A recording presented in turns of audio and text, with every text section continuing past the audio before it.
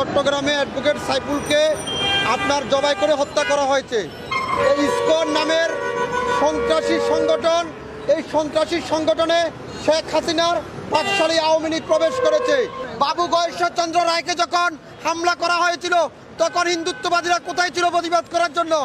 যখন বিশ্বজিৎকে হত্যা করা হয়েছিল আওয়ামী লীগের সময় তখন হিন্দুত্ববাদীরা কোথায় ছিল?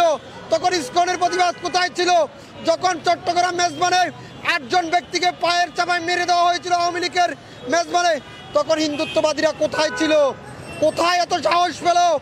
জয় বাংলা স্লোগানের নামে 1971 সালের পরে বাংলাদেশে এই শ্রীরাম স্লোগান তারা আবিষ্কার করছে, তারা ইন্ধন দিচ্ছে। তাদেরকে আগামী 72 ঘন্টার ভিতরে যদি চিহ্নিত না করা হয় তাহলে এর প্রতিবাদে প্রয়োজনে দেশে হরতালের মতন কর্মসূচি হবে। ভারতের পশ্চিমবঙ্গের একজন নেতা হুঙ্কার দেন বাংলাদেশের সীমান্ত অবরোধ করবেন। আরে বেটা, আমরা মুসলমান, একবার যদি খেপে যাই, একবার যদি মুসলমান প্রস্তাব করে দেয় তোর পশ্চিমবঙ্গ বেঁচে যাবে।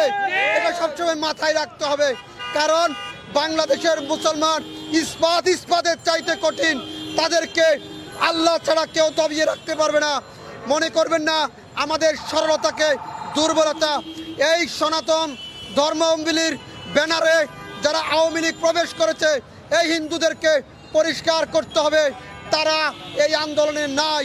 আর যদি পরিষ্কার না করেন আগামীকাল থেকে হিন্দু দোকানের সকল বেচা কিনা থেকে শুরু করে সকল পণ্যকে বয়কট করতে হবে। ইসকন হিন্দু এরা এত সাহস পায় কোত্থেকে? 90% মুসলমানের দেশে এরা সাহস পায় কোত্থেকে? 17 বছর এই জায়ক সন্তানেরা ছিল কোথায়? এরা কোথায় ছিল? আমার মুসলমান ভাইকে জবাই করে হত্যা করেছে, রক্ত টকবক করছে। আপনারা জেগে উঠতে হবে, ধৈর্য ধারণ করুন। সরকারকে বলছি, আপনি যদি ব্যর্থ না হন তাহলে গদি ছেড়ে দেন, আর যদি সফল হন 72 ঘন্টার ভিতরে এই হত্যাকারীদের গ্রেফতার করে দৃষ্টান্ত স্থাপন করুন 90% মুসলমানের দেশে।